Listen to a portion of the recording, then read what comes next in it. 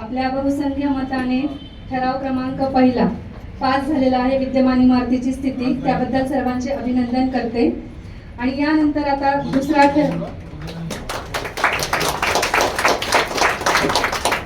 यानंतर मुद्दा क्रमांक 2 आहे पुनर्विकास प्रस्तावाचे सादरीकरण.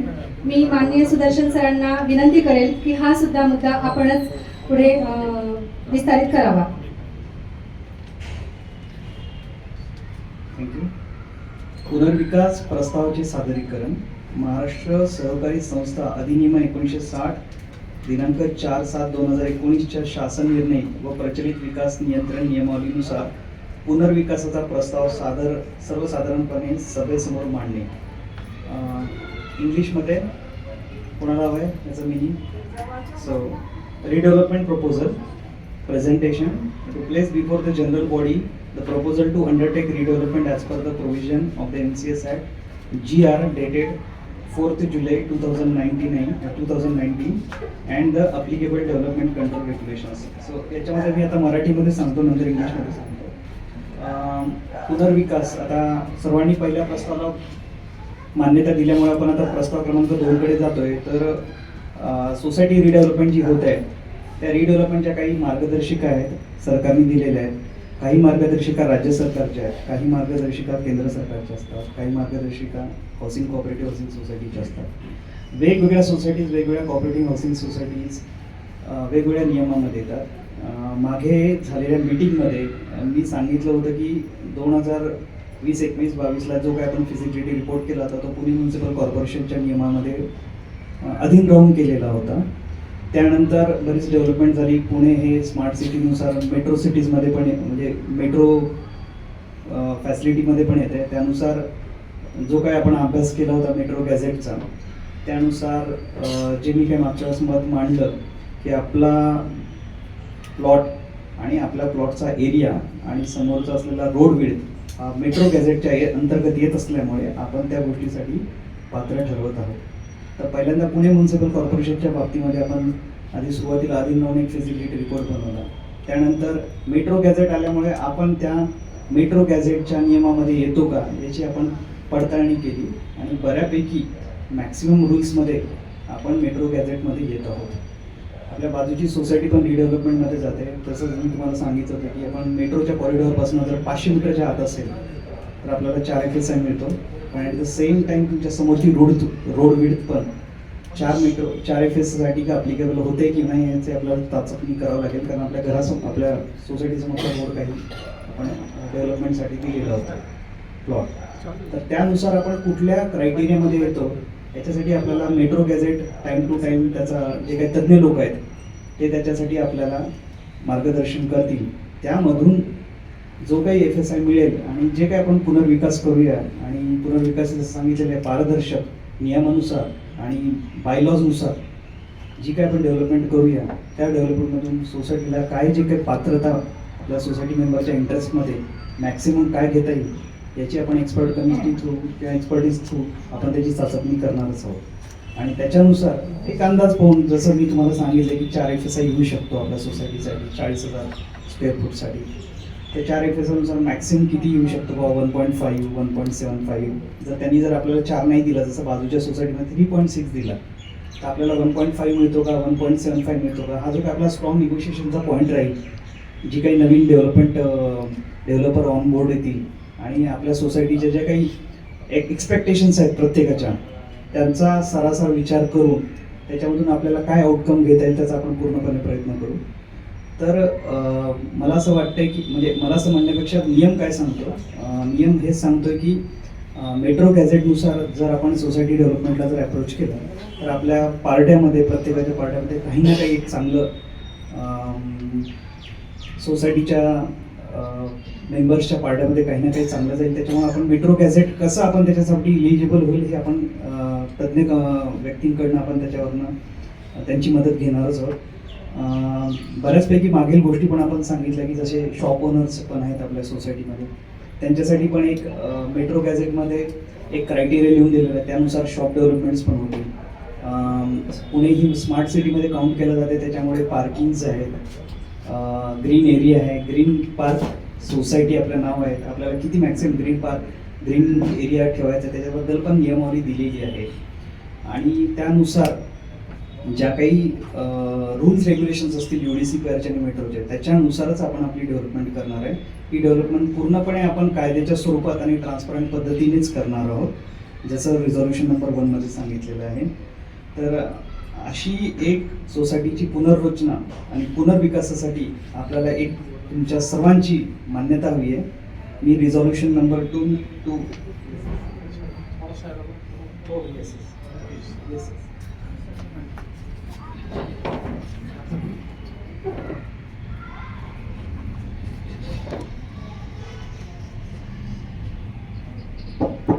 हॅलो, सॉरी, थोडंसं जरा जिथे कमी पडतं तिथे मी मदत करतो आहे. अभ्यास आहे थोडासा म्हणून. तर सगळ्यात आपला उत्सुकतेचा म्हणा किंवा चिंतेचा म्हणा किंवा ज्याच्यासाठी आपण हे करणार आहोत त्याचा हा विषय आहे. तर आपल्या सोसायटीचं एकूण मेजरमेंट साधारणतः 48,000 स्क्वेअर फूट आहे आणि आपला बिल्टअप एरिया जो आहे तो 35,000 ते 36,000 स्क्वेअर फीट आहे. हे सगळं आपल्याला माहिती आहे. त्याचं एक आम्ही एक हे पण तयार केलेलं आहे, इनपुट तयार केलेलं आहे, ते आम्ही तुम्हाला देऊ नका. आपल्या दृष्टीने महत्त्वाची गोष्ट अशी आहे की आता मार्केटमध्ये ज्या वेगवेगळ्या सिच्युएशन्स आहेत त्याच्यामध्ये आपण एका फार चांगल्या ऑपॉर्च्युनिस्टिक सिच्युएशनमध्ये आहोत. म्हणजे आपल्याला फार मोठा संधी आहे. संधी कशी आहे की आपल्या समोरून मेट्रो 100 ते 500 ते 1000 मीटर अशा 3 टप्प्यात त्याच्यातून ती जाणार आहे. मला फारसं त्यातलं नॉलेज नाही आहे, पण आपल्या माहितीसाठी सांगतो. तर मग याच्यामुळे काय होणार आहे की आपला जो बेसिक एक आपला जो FS आहे तो that can shoot up to 4, that can go to maximum 4. म्हणजे आज आपल्याकडे एक खोली असेल तर 4 खोल्या आपल्या होणार आहेत. पण त्या 4 खोल्या आपल्याला over the period we have got so many contributors for developing that area, so we have to let some part of that for those who are developing this. म्हणजे त्यांनाही काही आपल्याला द्यावं लागेल ना, काय तर ते कशासाठी येऊन आपल्याला डेव्हलप करतील. मग घ्या तुम्ही 4 खोल्या, आम्ही जातो घरी, असं कोण थोडंच म्हणणार आहे. त्यामुळे त्यांना काही पार्ट द्यावं लागेल.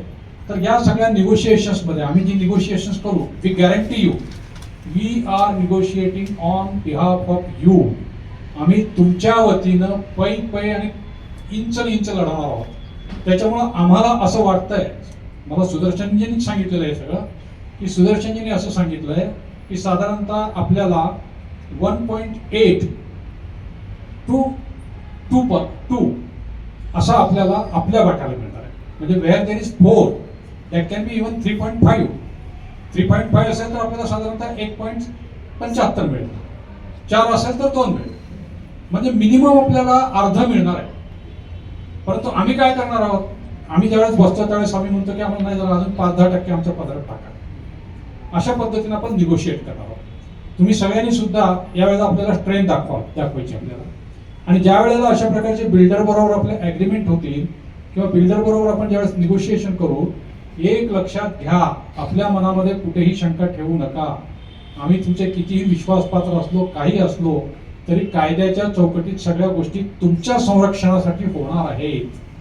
त्यामुळं एक कायदा असा सांगण्यात आलेला आहे की ज्या वेळेला आपण अशा प्रकारची निगोशिएशन करून फायनल एखादी एजन्सी, फायनल एखादा प्रोफेशनल आपण आणणार आहोत, त्यावेळेला परत तुम्हाला आम्हाला बोलवायचं आहे. That time we will call you again. अत्यंत महत्वाचा विषय आहे की आम्ही काय केलंय. आम्ही बसू, पांढरे साहेब बसू, हे बसतील, मनीष असेल, असे आम्ही 4-5 पासून त्याचं सगळं होमवर्क तयार करू.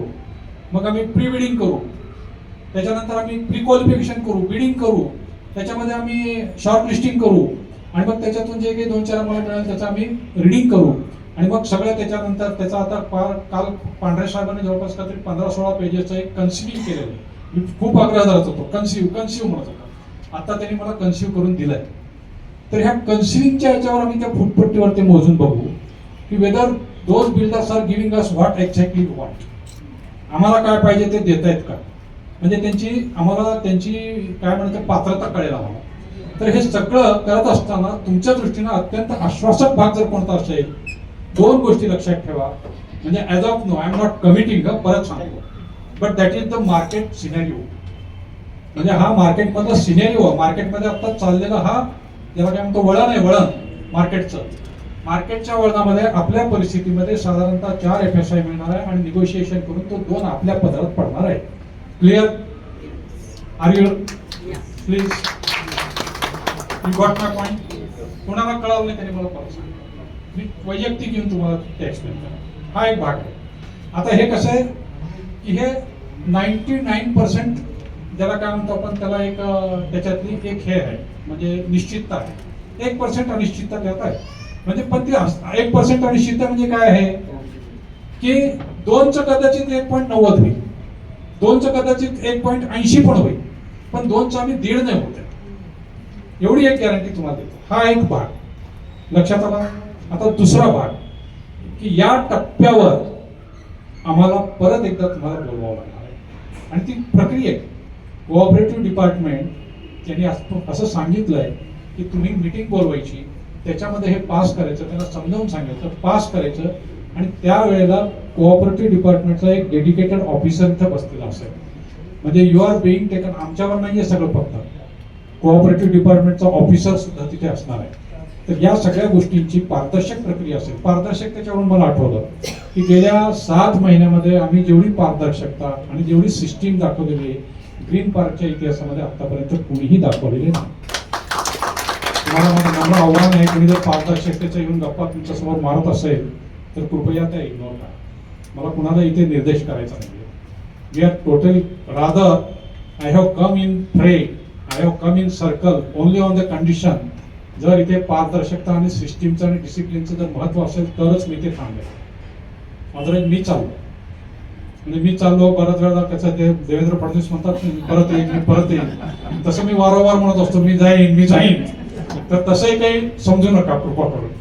मी जाणार पण नाही, परंतु या गोष्टी माझ्या हातून घडण्यासाठी मला या प्री कंडिशन्स आवश्यक आहे. तर या 2 गोष्टी मुद्दाम मी मला थोडंसं त्यांचं एक्सप्रेशन हे व्हावं म्हणून मला सांगितलं.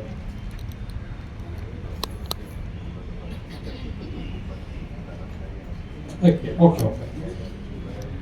या काल आणखीन एक ॲप्रिसिएशन द्यायला लागेल की काल सुमितनी त्या 179च्या ना सुमित त्या याच्या काही त्यांनी हे टाकलेले आहेत त्या आपण याच्यावर जर वाचल्या नीट, तुम्ही वाचा त्याच्यामध्ये काय काय म्हणजे प्रिपरेशनच्या गोष्टी आहेत त्या टाकलेल्या आहेत. आता पांढरे साहेबांनी rent for new accommodation till the time of completion and allotment of new apartment, ज्याच्यामध्ये shop connected to individual member 1 point times of present rent or 1 bedroom flat or 2 bedrooms flat as per individual flat owner. This is negotiable. We can ask 1.2 to 1.6 times. म्हणजे आता जे आपल्याला rent मिळतंय त्याच्या 1.5 rent मिळावं म्हणून आपण एक प्रोव्हिजन करू शकतो.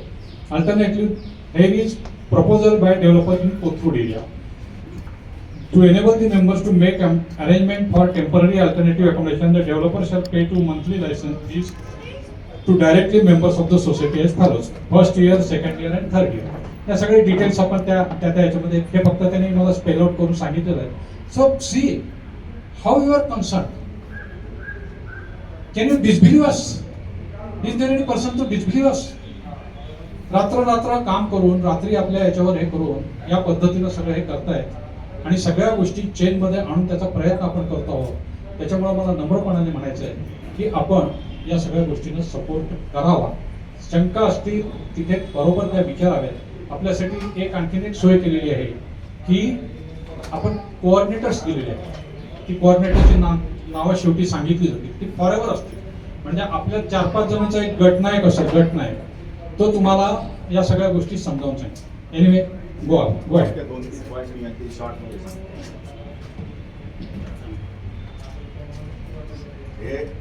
आपण जेव्हा नवीन फ्लॅट आपल्यासाठी बघू वॅकेट करू त्यावेळेस आपल्याला म्हणजे सिक्युरिटी डिपॉझिट पण त्याने द्यायचं. ते 6 महिन्याचं जे भाडं असेल तेवढं इक्विव्हॅलंट सिक्युरिटी डिपॉझिट द्यायचं. तेवढं गोष्ट अशी आहे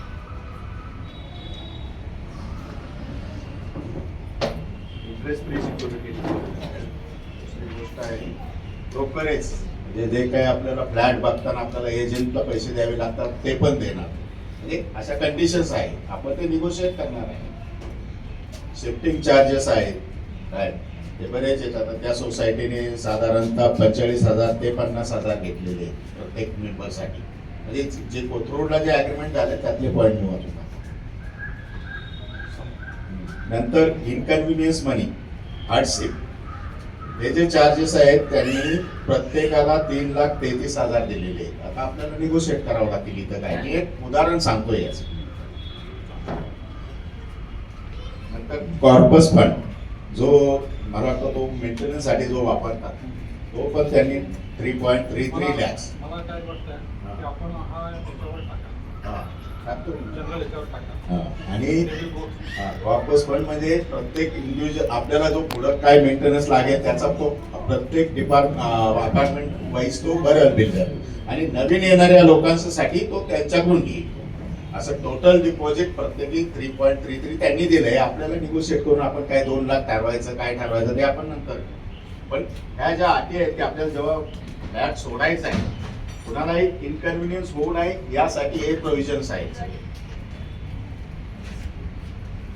नंतर सोसायटीसाठी जे रिडेव्हलपमेंट एक्सपेन्सेस म्हणजे आपण जे आता बसतो वगैरे ते त्यांनी 20 लाख रुपये घेतलेले.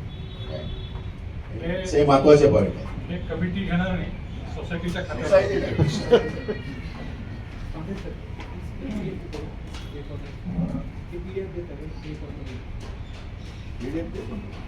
ठीक आहे पुढे. So Go ahead. सरांनी सांगितल्यानुसार आपल्या काही निगोशिएशन टर्म्स राहतील. त्याच्यामध्ये तुमच्याकडनं पण काही ना काही सूचना किंवा तुमच्या काही अपेक्षा असतील. जसं सरांनी सांगितलं की expectation has to be conceive. त्या गोष्टीचा नक्कीच आपण वापर करून घेऊया. आणि ह्या गोष्टी तेव्हाच येतात जेव्हा तुमचं ॲक्टिव्ह पार्टिसिपेशन सोसायटीमध्ये तुमचं मत नोंदवण्यासाठी किंवा तुमच्या अपेक्षा नोंदवण्यासाठी. पण त्या सोसायटीच्या ज्या अपेक्षा असतात किंवा तुमच्या ज्या अपेक्षा असतात त्या इन लाईन विथ लॉज असू द्या. म्हणजे फिल्टरायझेशनला कमीत कमी त्रास होईल. ठीक आहे. सो मी तुमच्यासमोर प्रस्ताव क्रमांक 2 ठेवत आहे. हा प्रस्ताव आहे सोसायटीच्या इमारतीच्या पुनर्विकासासाठी तत्वत्या मान्यता. मराठीमध्ये घेऊ की इंग्लिशमध्ये? मराठीमध्ये. ओके. सो प्रस्ताव क्रमांक 2 पुन्हा रिपीट करत आहे. विषय सोसायटीच्या इमारतीच्या पुनर्विकासासाठी तत्वता मान्यता. ठराव मंजूर करण्यासाठी ठरवण्यात येत आहे की green view cooperative housing society लिमिटेडच्या सर्वसाधारण सभेने सोसायटीची इमारत 30 वर्षाहून अधिक जुनी असून तिची संरचनात्मक झीज, वाढत्या देखभालीचा खर्च आणि अप्रचलित पायाभूत सुविधांमुळे पुनर्विकासाची गरज असल्याचे लक्षात घेतले आहे आणि त्या अनुषंगाने पुनर्विकासासाठी तत्वता मान्यता प्रदान करण्यात येत आहे. पुढे ठरवण्यात येते की सदर पुनर्विकास महाराष्ट्र सहकारी संस्था अधिनियम 1960, महाराष्ट्र सहकारी संस्था नियम आणि शासन निर्णय दिनांक 4 जुलै 2019 कलम 79A अंतर्गत यामधील तरतुदीनुसार राबवण्यात यावा. पुढे ठरवण्यात येते की व्यवस्थापन समितीने सर्व आवश्यक प्राथमिक टप्पे व कायदेशीर प्रक्रियांची पूर्तता करावी आणि संबंधित टप्प्यावर सर्वसाधारण सभेची मान्यता घेऊन पुढील कार्यवाही करावी. या प्रस्तावासाठी त्यांचं सकारात्मक आहे. त्यांनी हातवर करून आपला प्रस्ताव नोंदवावा.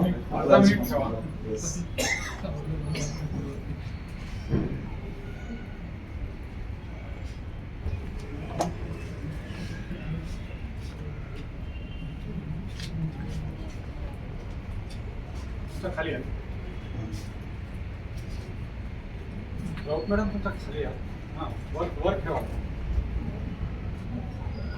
पुन्हा एक सर. ठीक आहे. Okay. Thanks. We are missing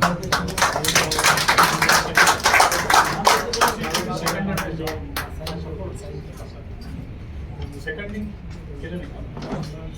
प्रत्येक ठरावाला अनुमोदन दिलं. पहिल्या ठरावाचा ठराव पास झालेला आहे. अनुमोदन पुढे नॉन मेंबर असलं तरी चालेल. नितीनचं नाव नितीन जा. भरपूर माझा पहिल्या ठरावाला माझं अनुमोदन आहे. दुसऱ्या ठरावासाठी आपण सुमितचं नाव सर देऊन टाका. दुसऱ्या ठरावाला अनुमोदन. एक. ठीक आहे. अनुमोदन यांचं सचिन शाह. Thank you sir. पुढे जरा ठराव मांडला. मतदान झाल्यानंतर अनुमोदनाचं नाव लिहावं लागेल. हो, ठीक आहे. So again go to thank you sir. आपला ठराव क्रमांक 2 सुद्धा सर्वानुमते मंजूर झालेला आहे. या ठरावासाठी सुद्धा सर्वांचं मी पुन्हा एकदा अभिनंदन करते. आता आपला तिसरा प्रस्ताव आहे पुनर्विकास समितीची स्थापना. यासाठी मी मेहता आंटींना आमंत्रित करते की त्यांनी आपला मुद्दा विस्तारित करावा. मॅडम टेक 2 असेल, मी थोडंसं याला बोलतो.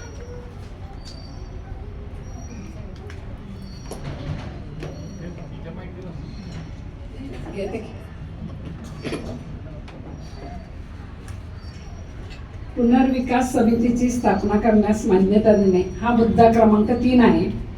त्यासाठी मी थोडंसं सांगत आहे. या महत्त्वपूर्ण सभेला उपस्थित व्यासपीठ, सर्व सन्माननीय सभासद, आपल्याला माहीतच आहे की आपल्या गृहनिर्माण सोसायटीची इमारत 30 वर्षाहून अधिक जुनी आहे आणि ती सध्या विविध तांत्रिक, आर्थिक, संरचनात्मक आणि देखभाल समस्यांना सामोरी जात आहे. अशा पार्श्वभूमीवर शासनाच्या दिनांक 4 जुलै 2019 रोजीच्या शासन निर्णयानुसार आणि महाराष्ट्र सहकारी संस्था अधिनियम 1960 मधील कलम 79 सेक्शन 79A नुसार पुनर्विकासाची प्रक्रिया योग्य, पारदर्शक आणि कायदेशीर मार्गाने राबवणे हे सोसायटीच्या हिताचे आहे. सहकारी गृहनिर्माण संस्था मॉडेल बाय लॉज 2023 नुसार जनरल बॉडी विशिष्ट कामकाजासाठी उपसमित्या स्थापन करू शकते आणि त्यांचे कार्य व अधिकार निश्चित करू शकते असे स्पष्टपणे नमूद करण्यात आले आहे. याच अनुषंगाने आपण आजच्या विशेष सर्वसाधारण सभेमध्ये पुनर्विकास समिती स्थापन करण्याचा प्रस्ताव ठेवत आहोत. प्रस्ताव मांडण्यात येतो की पुनर्विकास प्रक्रियेत सर्व टप्प्यांमध्ये सहाय्य व सल्ला देण्यासाठी पात्र व इच्छुक सभासदांमधून पुनर्विकास समितीची स्थापना करण्यात यावी. ही समिती केवळ सल्लागार व मदतनीस स्वरूपात कार्य करेल आणि तिचे सर्व कार्य व्यवस्थापकीय समितीच्या नियंत्रणाखाली व देखरेखीखाली पार पाडेल. या समितीची रचना करताना असे प्रस्तावित करण्यात येत आहे की किमान 2/3 सदस्यांच्या सध्याच्या निवडून आलेल्या व्यवस्थापकीय समितीतील सदस्य असावे, जेणेकरून प्रशासकीय सातत्य, उत्तरदायित्व आणि निर्णय प्रक्रियेत पारदर्शकता नांदेल. पुनर्विकास समितीची कार्यक्षेत्राचा व्यापक आवाका खालीलप्रमाणे राहील. संरचनात्मक ऑडिट, व्यवहार्यता अहवाल याचे समन्वय करणे, PMC, वास्तुविशारद, कायदेविषयक सल्लागार यांच्याशी समन्वय साधणे, पुनर्विकासासाठी निवड प्रक्रियेसाठी PMCच्या मदतीने टेंडर, निविदा तयार करणे व प्रसिद्ध करणे.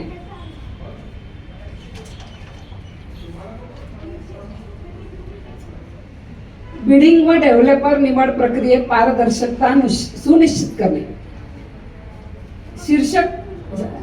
शीर्षक कागदपत्रे, कन्व्हेयन्स, डीड, मंजूर आराखडे इत्यादी सर्व कायदेशीर कागदपत्रांची पडताळणी करणे, सभासदांशी संवाद साधणे, संमतीपत्रे संकलित करणे, हरकतींचा विचार करणे, डेव्हलपर बरोबर करारनामा करण्यास सहाय्य करणे आणि प्रकल्पाच्या प्रगतीवर देखरेख ठेवणे. सर्व कायदेशीर, आर्थिक व नियामक अटींचे पालन सुनिश्चित करणे. कामकाजाची माहिती वेळोवेळी जनरल बॉडी व संबंधित प्राधिकरणांना सादर करणे. या समितीचा हेतू कोणत्याही निर्णय प्रक्रियेचा संपूर्ण अधिकार घेणे नसून व्यवस्थापनास चालना देणे, माहिती संकलन करणे आणि नियोजित कामकाज अधिक पारदर्शक पद्धतीने पुढे नेणे हा आहे. म्हणून आपण सर्वांनी या प्रस्तावात संमती दर्शवावी व पुनर्विकास स्थापनेला मंजुरी द्यावी ही नम्र विनंती. पुनर्विकास समितीची स्थापना. पुनर्विकास प्रक्रियेतील सर्व बाबींमध्ये मदतीसाठी व्यवस्थापकीय समितीस सहाय्य करणारी पात्र व इच्छुक सदस्यांची पुनर्विकास समिती स्थापण्याचा अधिकार व्यवस्थापकीय समितीस देणे. ही समिती सल्लागार व मदतनीस स्वरूपात कार्य करेल आणि व्यवस्थापकीय समितीच्या देखरेखीखाली कार्यरत राहील. ही समिती स्थापन करताना किमान 2/3 सदस्य हे निवडून आलेल्या व्यवस्थापकीय समितीच्या सदस्यांपैकी असतील याची खात्री केली जाईल. जेणेकरून सातत्य उत्तरदायित्व सोसायटीच्या कार्यपद्धतीशी सुसंगत राहील.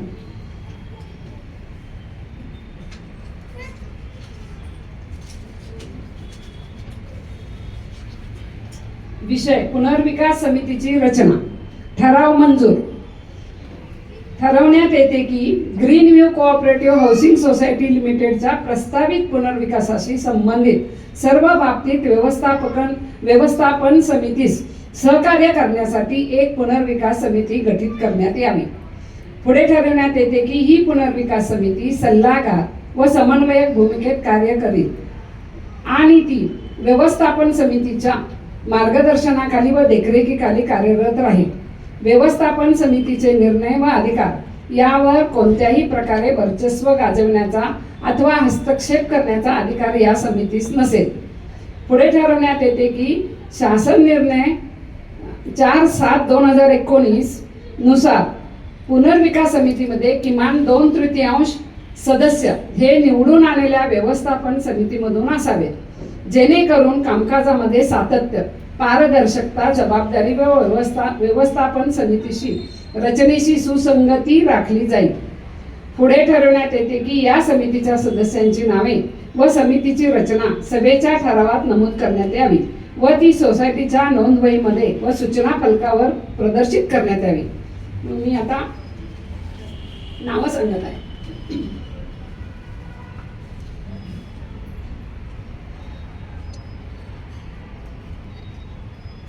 विविध समित्या व गटाचे वर्णन. व्यवस्थापन समिती.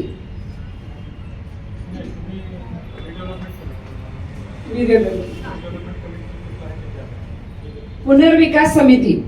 रिडेव्हलपमेंट कमिटीच्या सभासद नाव मी सगळी वाचत आहे. श्रीयुत तुकाराम नाईक अध्यक्ष, श्रीयुत मनीष कुमार उपाध्यक्ष, श्रीमती कविता भामरे सचिव, श्री बी बालचंद्रन कोषाध्यक्ष, श्रीमती सीमा मेहता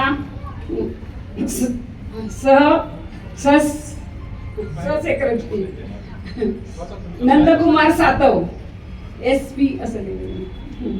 श्रीमती शीला मेनन. नाही, आता तिथे एक्सप्लेन करतो ऍक्सिडेंट झाला की त्यांना इथे कॅपॅसिटी कुठल्या कॅपॅसिटीत आपण एक काहीतरी घेतलेलं आहे. त्याच्यामध्ये हे जे कॉलेजियमच्या हे आहेत, म्हणजे आपलं जे एक श्रेष्ठ ज्येष्ठ मंडळ आहे त्याच्या प्रतिनिधी म्हणून त्या तिथे आलेले आहेत. त्याला ते SP म्हटलं, SB म्हटलं ना, हा, SB. SB म्हटलं. तर त्या पद्धतीनं सिनियर्स बॉडी. सिनियर, हां, तर या पद्धतीने त्यांना घेतलं ते नाव आहे. म्हणजे थोडीशी याच्या आधी थोडीशी कन्सेप्ट सांगतो की रिडेव्हलपमेंट कमिटी ही जी आहे ती आत्ता स्पेल आउट केल्याप्रमाणे ही ॲडवायझरी कमिटी आहे. रिडेव्हलपमेंट कमिटी ही ॲडवायझरी कमिटी आहे. Though it is advisory committee, it is not less. ही सुद्धा आपल्या त्याच्यामध्ये निवड करत असताना काय निकष आहेत, मागच्या वेळेला हा प्रश्न उपस्थित झाला होता की काय निकष आहेत, तर त्याच्यामध्ये आपण काही प्रोफेशनल आणि काही आपल्याला आवश्यक असणाऱ्या निकषांचा अंतर्भाव केलेला आहे. त्याच्यामध्ये आपण काही हे केलेले पॅरामीटर्स लावलेले आहेत. एक आहे की त्यांचं तज्ज्ञत्व, आणि ते तज्ज्ञत्व कुठलं, सिव्हिलमधलं असेल, कन्सल्टन्सीमधलं असेल, कॉन्ट्रॅक्च्युअल्समधलं असेल, ॲडमिनिस्ट्रेशनमधलं असेल, बिझनेसमधलं असेल, किंवा अगदी या प्रकारच्या कामामध्ये सामाजिक दायित्व सांभाळणारे मंत्री लोक सुद्धा आपल्याला लागतात. तर या पद्धतीने आपण एक साधारणतः 5-6 व्हर्टिकल्स केलेली आहेत आणि त्या 5-6 व्हर्टिकल्स मधून आपण 2-2 नावं घेतलेली आहेत. आता बऱ्याच वेळेला मी हे मांडत असताना असं म्हटलं की ही जम्बो कमिटी आहे. मला वाटतं की आपल्याला काही शब्द माहिती असतात म्हणून ते आपल्याला वापरण्याचा मोह होता. जसं कुंतीला मोह झाला होता तसं आपल्याला काही मोह होता. तर तसे जम्बो कमिटी हा आपल्याला वाटतो, परंतु it is not that jumbo. एक कन्सेप्ट आपली अशी आहे कॉर्पोरेट गव्हर्नन्समध्ये की पार्टिसिपेटिव्ह मॅनेजमेंट अत्यंत महत्त्वाचं आहे. म्हणजे सगळ्याचं पार्टिसिपेशन असणं आवश्यक आहे. आणि मी जसं म्हटलं की आपल्या सोसायटीमध्ये वेगवेगळ्या प्रकारचं नेतृत्व कोण असणारे लोक आहेत, तर त्यांचं कॅटेगरायझेशन करून आपण ते घेतलेलं आहे. तर आत्ता ते कॉलम वाईज नाव वाचली. पहिली जी नावं वाचली ती समितीमधली नावं, म्हणजे त्यांनी सांगितलं की 2/3 लोक जे आहेत ती मॅनेजमेंट कमिटीमधली नावं असायला पाहिजे, ती आहेत ती.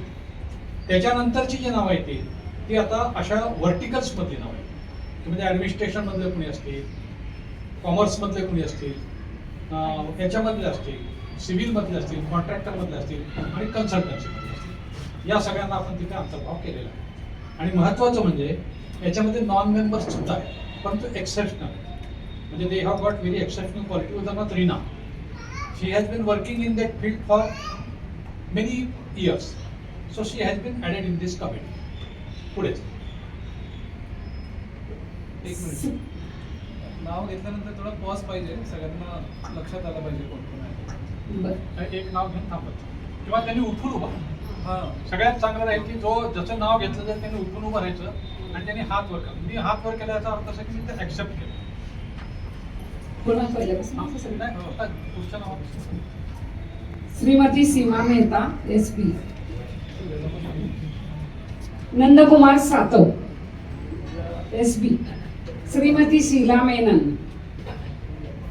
कमिटी मेंबर आहेत त्या, हां. त्याच्यातून श्री हरी पांढरे सिव्हिल तज्ञ, आपले सिव्हिल मधले एक्सपर्ट, श्रीयुत सुदर्शन वानकडे सल्लागार कन्सल्टन्सी, कन्सल्टन्सी मधले ते आहे.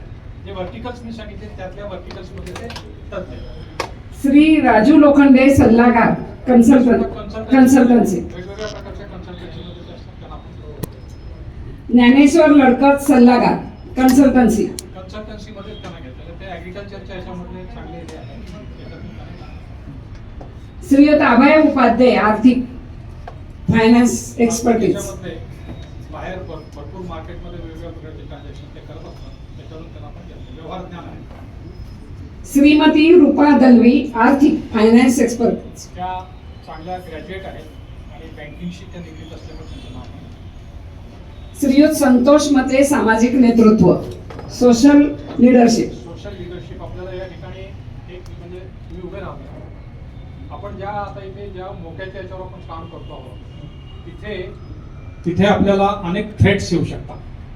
म्हणजे समाजातल्या अनेक अशा प्रकारच्या व्यक्ती आपल्याकडे ज्यांना आपण पाहिलं नाही अशा प्रकारच्या व्यक्ती आता इथे वावरायला सुरुवात दिसतील किंवा हा माणूस इथे कसं काय असं आपल्याला वाटेल. तर अशा प्रकारच्या व्यक्तीने आपल्याला जास्त त्रास देऊ नये म्हणून सामाजिक ज्यांच्यामध्ये एक चांगल्या प्रकारचं गट्स आहेत अशा व्यक्तींचं एक प्रतिनिधी म्हणून आपण मते साहेबांना घेतलं. श्रीयुत अजित हांडे सामाजिक नेतृत्व सोशल लिडरशिप, सेम. श्रीयुत अतुल भामरे प्रशासन ऍडमिनिस्ट्रेशन, श्री शिरीष मुजुमदार प्रशासन ऍडमिनिस्ट्रेशन. त्यांचा ओल्ड अनुभव खूप चांगला आहे. ते तसे मार्केटिंग मधले पण आहेत पण त्यांना आपण ऍडमिनिस्ट्रेशन मध्ये घेतलेलं. श्रीयुत माणिक गायकवाड दुकानदारांचा प्रतिनिधी शॉपकीपर रिप्रेझेंटेटिव्ह. आलेत का गायकवाड साहेब? हां, खूप सभ्य नेतृत्व आहे आपल्या याच्यातलं. अत्यंत शांत परंतु शांतपणे काम करू शकणारा असं आपल्याला मिळालेलं आहे. थँक्यू. अजून म्हणजे आमंत्रित कंत्राटदार. आता याच्यामध्ये आता हे सगळे झाले रेग्युलर मेंबर. आता इन्व्हायटी आपण ज्या वेळेला काही एखाद्या विशिष्ट वर्टिकलचा आपण आपल्याला गरज असेल त्यावेळेला ती भरपूर असणार आहे. तर अशा वेळेला इन्व्हायटी मीटिंग्समध्ये आपल्याला इन्व्हायटी स्वरूपामधली पुढची नावं असते. सौ रीना वाघ,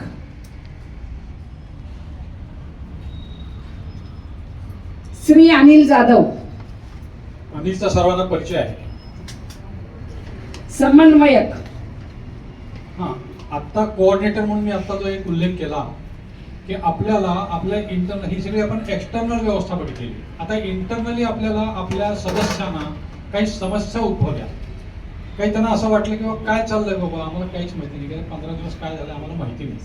तर त्यांनी जे आता हे आम्ही फक्त समन्वयक अशी नावं देतो ती विंग वाईज आहेत बरं का, प्रत्येक विंगला आहे. तर ती विंग वाईज आपण नावं दिलेली आहेत. त्या विंगच्या त्याच्याकडे ते काम असेल ती आत्ता तुम्ही आपल्या लक्षात ठेवा आपल्या विंगचा कोण आहे. A1 श्री कापरे. कापरे साहेब बँकेतून निवृत्त झालेत, ते संपर्क करतील. A2 श्रीमती वागचौरे. त्यांच्याशी बोलणं झालं नव्हतं त्यामुळे जरा थोड्याशा मुश्किलात पडल्या पण ठीक आहे त्या स्वीकारतील.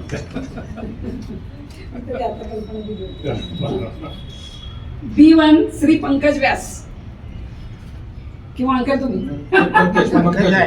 पंकज.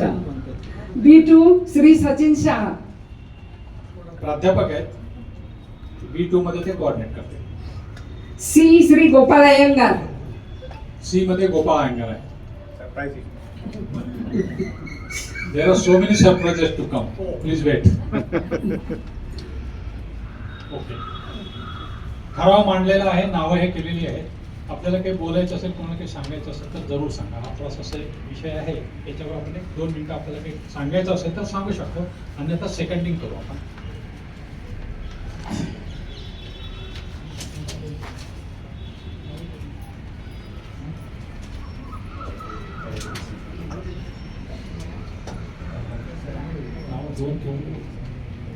हां, एक सॉरी जगदीशजींचं नाव त्याच्यामध्ये आपण हे केलेलं आहे, तर और म्हटलं होतं ना, पण मिसप्रिंट केलं.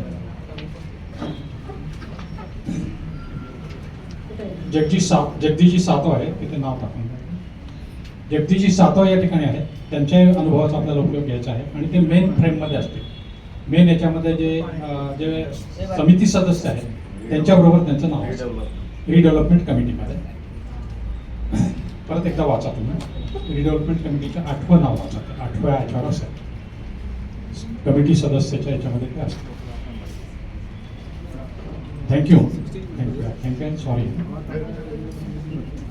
It just a printing mistake. 8 number Shriyut Jagdish Satav sir.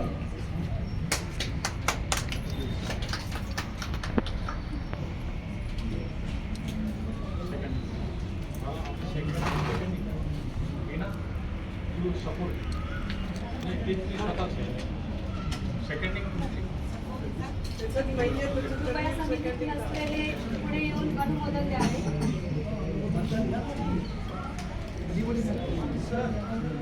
त्याचं मतदान घ्या ना, मग झालं. त्याचं मतदान नाही, सेकंडिंग करावं लागेल. आधी सेकंडिंग. सेकंडिंग करा. जाधव मॅडम तुम्ही सेकंडिंग करा. अनुमोदन द्या. जाधव मॅडम तर उभं राहून काही टाका. फक्त माझं अनुमोदन आहे. हा, एवढंच. नितीश सपोर्ट ठीक आहे. म्हणजे सेकंडिंग झालं त्याचं हे आहे. आता ठराव आपल्या समोर मांडला गेला. ठराव मांडला आहे, त्यासाठी सर्वांनी आपले मतांचं आव्हान करतो. कृपया आपलं मत हात वर हे करा.